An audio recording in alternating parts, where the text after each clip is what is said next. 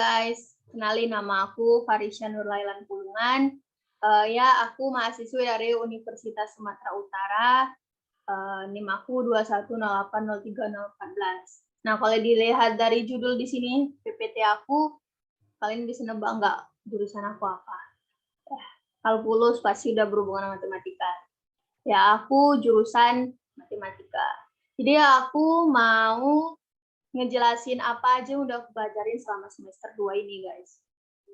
Aku udah ngerangkum sih, jadi yang udah aku rangkum itu, yang mau aku bahas itu ada 5. Pertama itu aku akan ngebahas prinsip dan pengujian integral. Kedua itu deret berhingga. Ketiga, analisis geometri dengan kalkulus. Keempat, derivatif parsial. Dan yang kelima itu adalah integral, double, dan triple. Oke, kita ke materi yang pertama ya. Jadi kan kalau misalnya kita mau ngebahas prinsip dan pengujian integral nih, kita harus tahu lah dulu apa itu integral. Jadi integral itu adalah bentuk penjumlahan berkesinambungan atau kontinu yang merupakan anti turunan atau kebalikan dari turunan. Jadi ini ada beberapa sebenarnya rumus dasar dari integral. Jadi aku cuma ngambil 3 aja, yaitu pertama, integral A dx sama dengan AX tambah C. Yang kedua, integral X pangkat N dx sama dengan 1 per N tambah 1 dikali X pangkat N tambah 1 ditambah C. Dan yang ketiga itu integral X pangkat min 1 dx sama dengan ln mutlak X tambah C. Jadi X pangkat min 1 itu sebenarnya sama aja sih, sama dengan 1 per X. Nah, jadi di integral itu guys ada dia kebagi lagi itu. Kalau misalnya integral itu berdasarkan dari bentuk hasilnya gitu.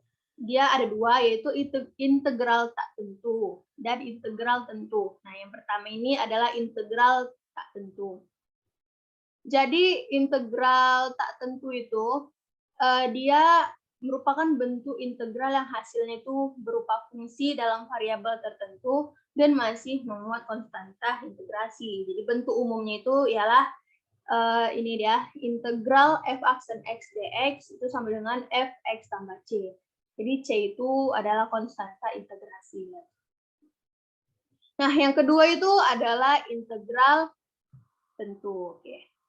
Jadi integral tentu itu dia bentuk integral yang hasil integrasinya itu berupa nilai tertentu.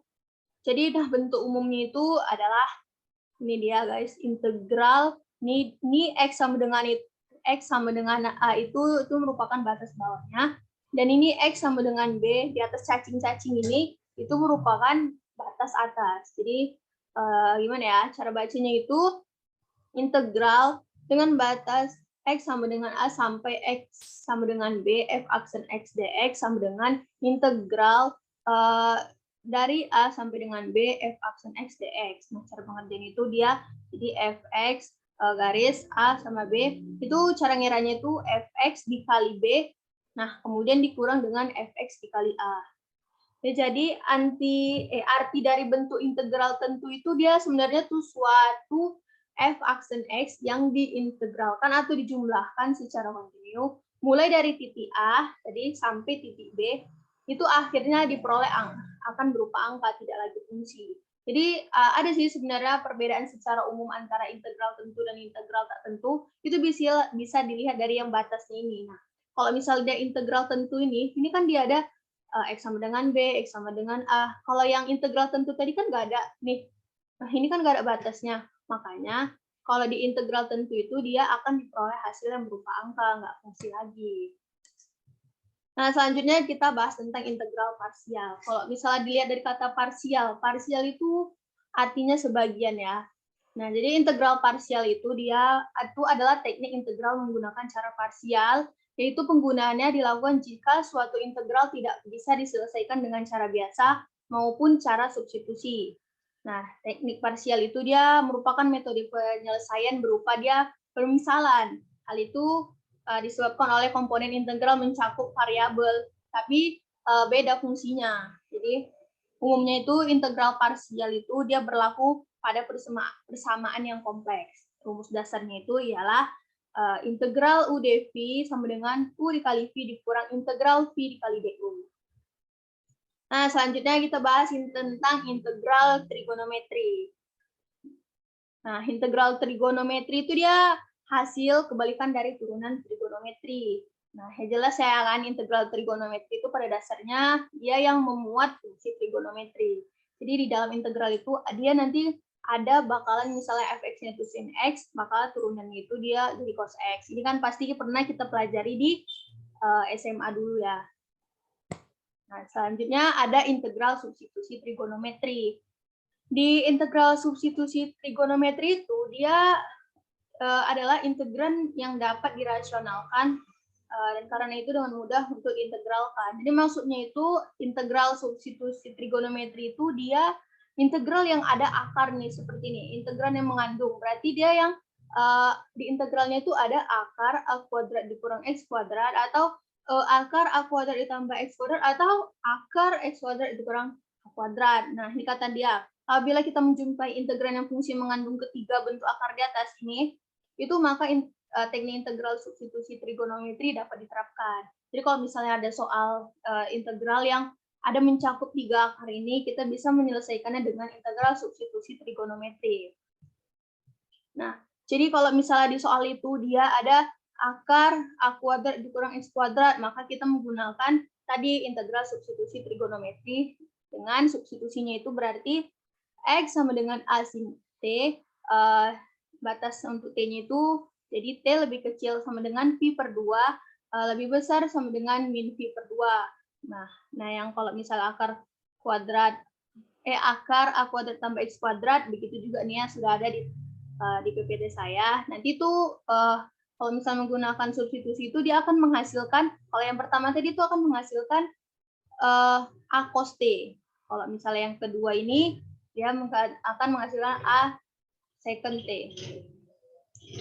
Yang ketiga, yang ketiga itu plus minus A tan T. Nah, selanjutnya kita akan bahas tentang aplikasi dari prinsip dan pengujian integral. Nah, jadi di pengujian integral itu guys, misalnya ini integral dari K sampai dengan tak hingga fx dx itu dia konvergen, maka kalau sigma AN dari N sama dengan K hingga tak hingga itu juga konvergen. Begitu juga kalau misalnya dia divergen, maka sigma AN dari N sama dengan K hingga tak hingga itu juga divergen. Nah, jadi selanjutnya itu ada aplikasi penerapan integral. Kalau misalnya dia di integral tak tentu itu, integral itu dia bisa menyelesaikan untuk permasalahan-permasalahan seperti kayak menentukan suatu fungsi jika turunan dari fungsinya itu diberikan atau menentukan dia posisi, kecepatan, dan kecepatan pada suatu benda pada waktu tertentu.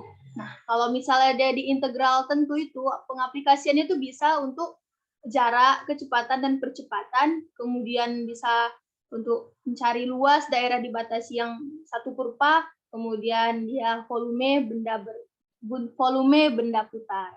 Nah, itu guys dari materi prinsip dan pengujian integral. Oke guys, kita masuk materi yang kedua, yaitu deret. Aku di awal sih salah sih, seharusnya aku nggak ngebuat deret berhingga, tapi deret aja. Jadi deret itu guys adalah jumlah dari elemen-elemen dalam suatu urutan. Nah, urutan dan deret finite atau terhingga itu dia mempunyai elemen pertama dan terakhir yang terdefinisi. Kalau misalnya dia urutan dan deret infinite itu kan tak terhingga, itu bakalan berlangsung secara terus-menerus dan tak terbatas. Nah, jadi di deret ini aku ngebahas deret pangkat, deret Taylor, dan deret Maclaurin secara singkat aja ya guys. Karena kan ini kan ringkasan materi aku selama kalkulus di semester 2 ini. Nah, jadi deret pangkat itu adalah deret tak hingga yang mempunyai faktor X pangkat N seperti pada polinom.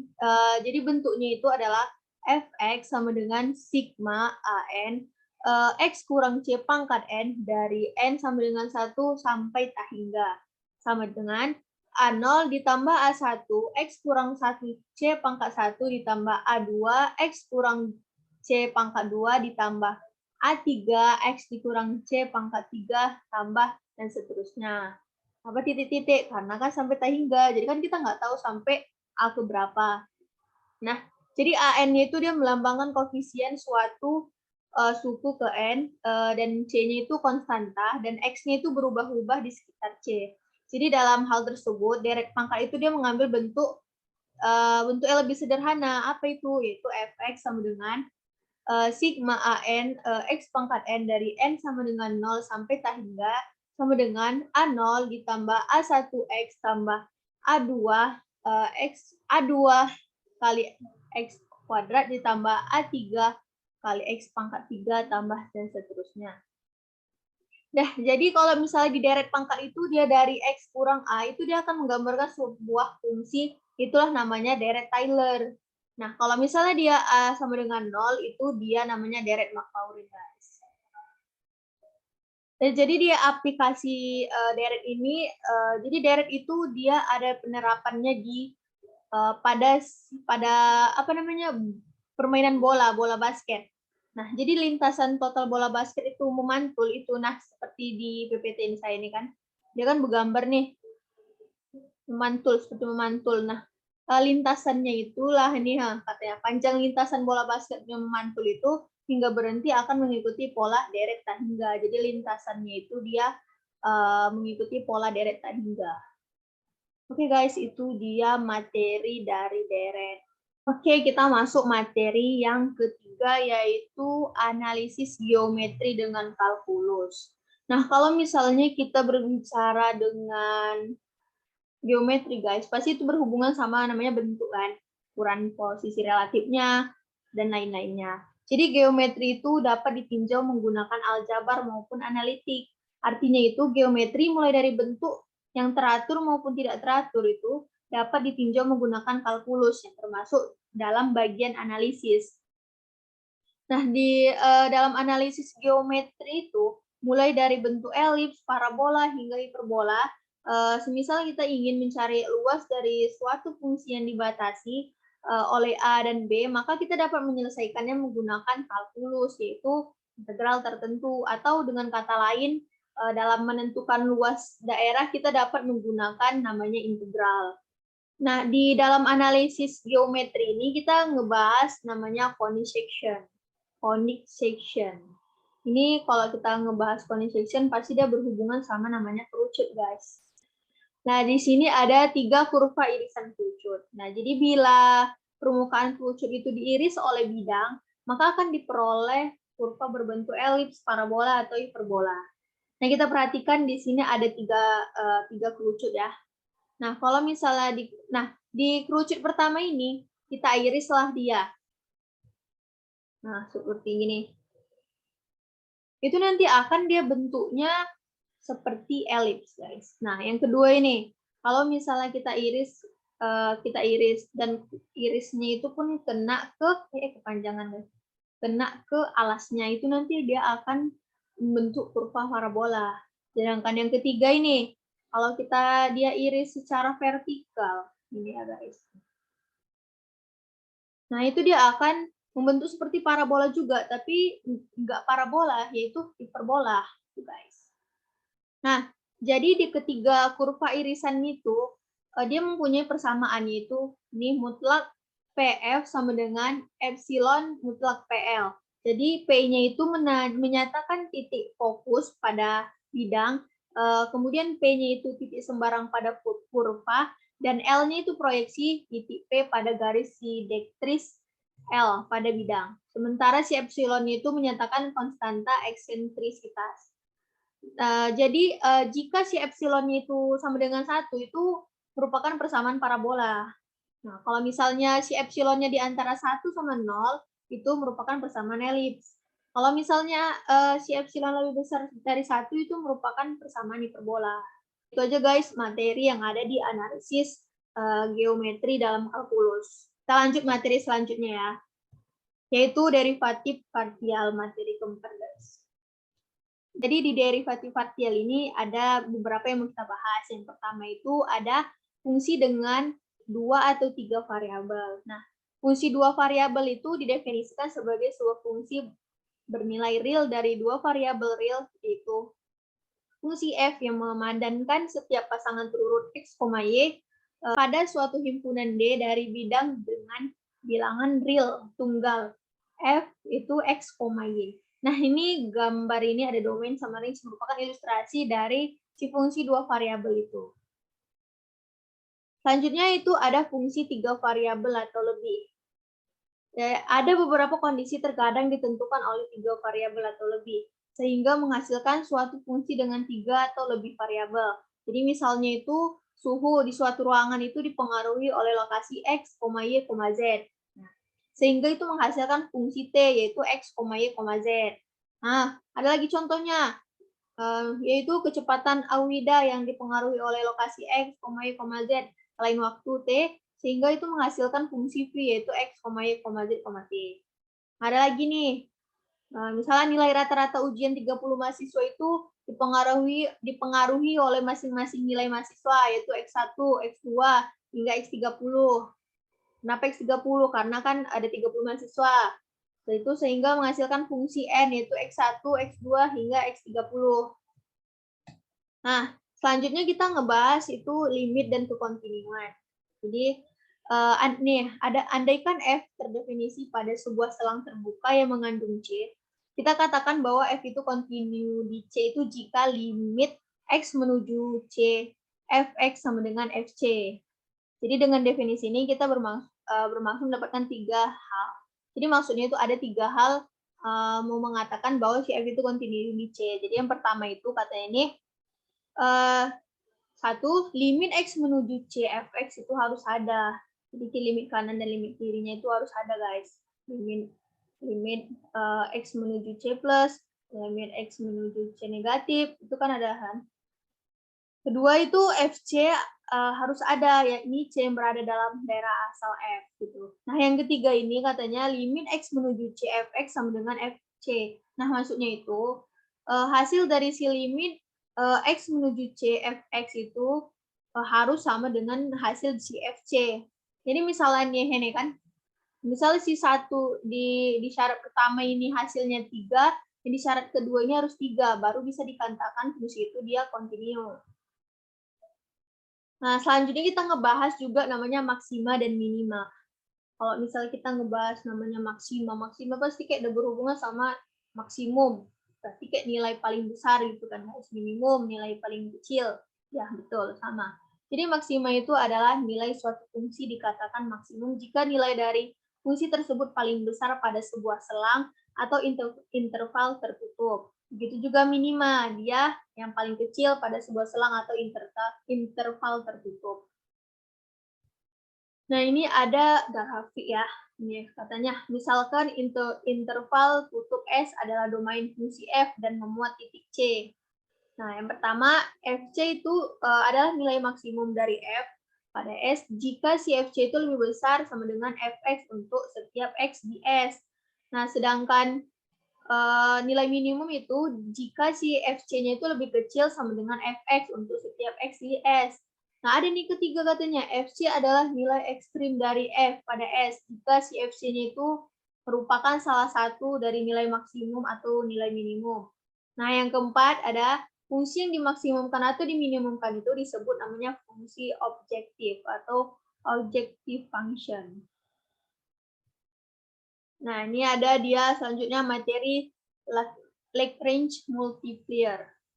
Nah, jadi Lagrange multiplier ribet kali ya bacanya. Itu merupakan metode untuk menentukan harga atau nilai maksimum atau minimum relatif dari suatu fungsi yang dibatasi oleh suatu kondisi. Jadi misalnya itu fungsi yang akan dicari itu maksimum atau minimum itu adalah f, x, y, z. Terus, sedangkan fungsi kendalanya itu atau hambatan atau pembatas itu adalah ini seperti tanda himpunan kosong yang dibaca di x, y, z sama dengan 0. Jadi prosedur yang dilakukan adalah menyusun fungsi bantu yang dinyatakan. Di G, x, y, z ini garis tanda garis sama dengan yang ada 3, f, X, Y, Z ditambah lambda Px, Y, Z.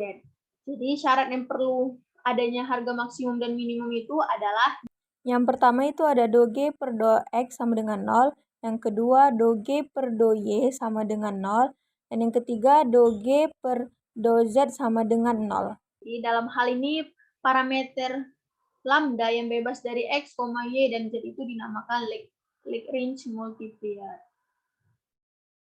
Jadi ada bentuk umum dari si Lagrange multiplier ini, yaitu L X, lambda sama dengan Fx tambah sigma lambda J kali GJX dari J sama dengan 1 sampai F.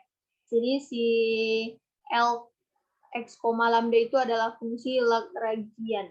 Si Fx-nya itu fungsi tujuannya, GJX itu fungsi kendalanya, dan si lambda J itu pengali Lagrange-nya itu. Nah, selanjutnya yaitu ada aplikasi derivatif parsial. Nah, jadi aplikasi derivatif parsial itu adalah pengaplikasian derivatif dari suatu fungsi yang memiliki beberapa variabel bebas terhadap salah satu variabel bebasnya dengan memandang variabel bebas lainnya sebagai konstanta. Jadi banyak sih penerapan dari si derivatif parsial ini dalam kehidupan. Misalnya di kedokteran, di bidang fisika, di bidang matematika, pasti jelas lah ya. Tapi di sini aku cuma ngambil 2 aja sih, yaitu di bidang teknik.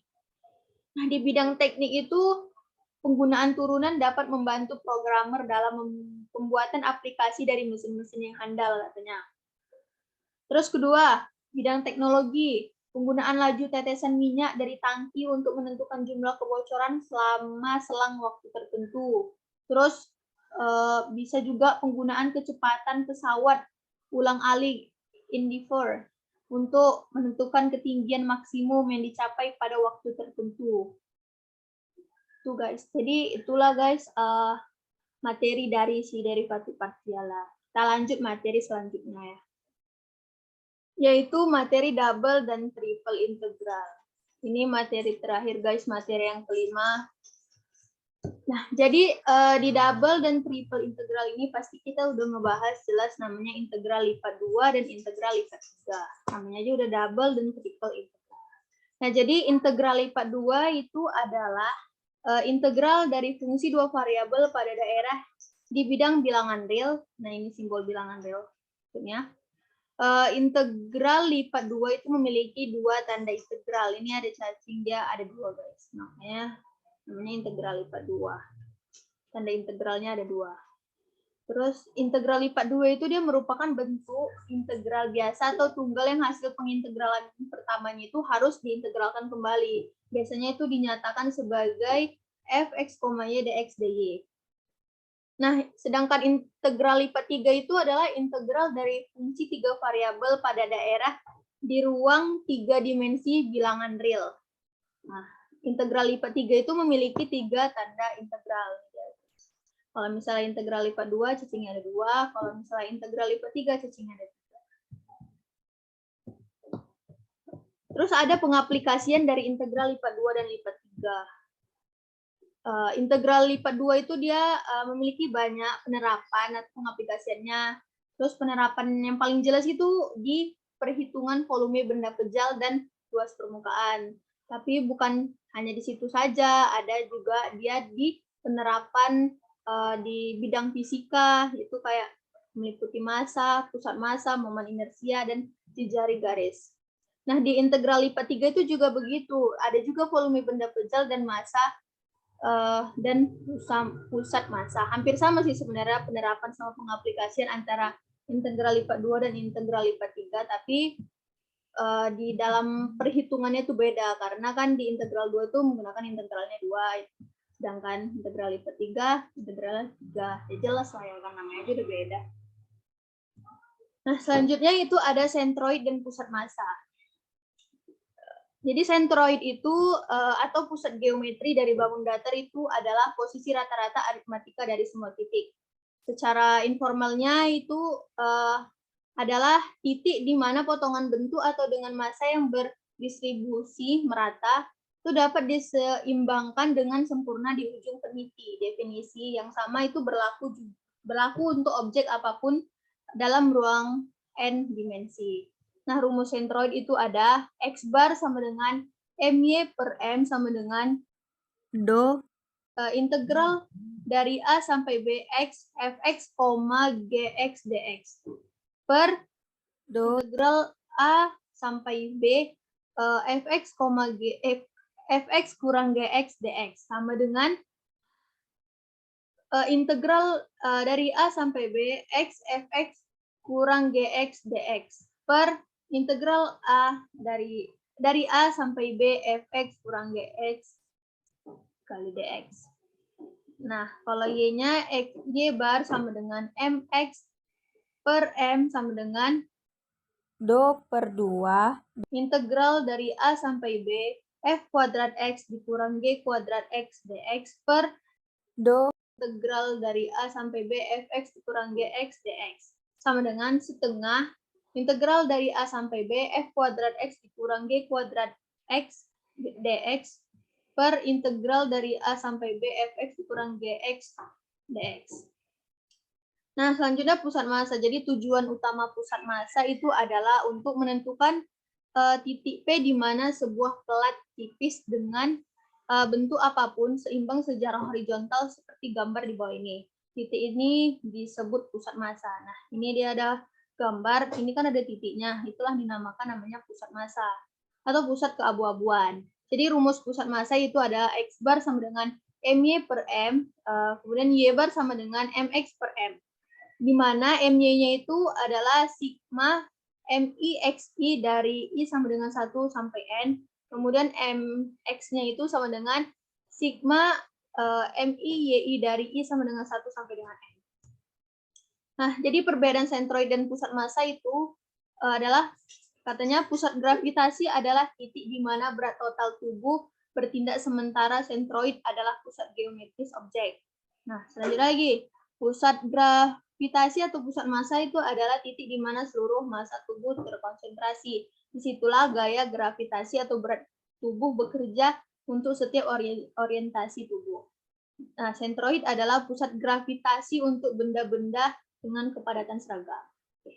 Selanjutnya kita masuk ke materi ya, yaitu perubahan variabel dalam multiple integral. Nah, multiple integral itu guys, itulah dia integral lipat 2 dan integral lipat 3. Jadi pertama, perubahan variabel pada integral lipat 2. Ada teoremanya, yaitu misalkan G adalah transformasi satu-satu dari ruang 2 dimensi ke ruang 2 dimensi yang memetakan daerah terbatas S di bidang UV ke daerah terbatas R di bidang XY. Jika G dalam bentuk G, U, V sama dengan X, U, V, Y, U, V, maka double integral R fx, y dx dy sama dengan double integral S fx u, y u, v. Ini tanda matriks dari J U, V, DU, dV. Nah, di mana J U, V itu disebut Jacobian adalah determinan dari J U, V sama dengan matriks do x, y per do u, v sama dengan matriks do x per do u, do y per do u, do x per do v, do y per do v sama dengan do x per do u dikali do y per do v dikurang do x per do v kali do y per do u. Selanjutnya ada perubahan variabel pada integral lipat 3. Jadi di sini juga teorema. Jadi misalkan G itu adalah transformasi satu-satu dari ruang 3 dimensi ke ruang 3 dimensi yang memetakan daerah terbatas S di bidang UVW ke daerah terbatas R di bidang XYZ. Jika G dalam bentuk G, U, V, W sama dengan X, U, V, W, Y, U, V, W, Z, U, V, W, maka triple integral dari R fx, y, z dv sama dengan triple integral S f u, v, w, g u, v, w, h u, v, w do x, y, z per do u, v, w du dikali dv dikali dw. Nah, di mana J, U, V, W itu adalah determinan dari J, U, V sama dengan matriks do x, y per do u, v sama dengan matriks do x per do y per do x per do y per do v sama dengan do x per do dikali do y per do v dikurang do x per do v dikali do y per do u. Oke, terima kasih guys. Itulah ringkasan materi selama aku di semester 2 ya. Terima kasih sudah mau ngelihat video aku yang nggak jelas ini. Kalau misalnya ada penjelasan aku yang kurang atau yang aku jelasin itu salah, aku minta maaf ya. Namanya juga masih belajar. Jadi jangan lupa like ya. Terus bolehlah di komen juga. Boleh juga di-share juga. Dan yang lebih boleh-bolehnya itu di-subscribe. Oke, terima kasih. Matematika, ilmu yang menyenangkan. Jangan takut belajar matematika. Ayo belajar matematika.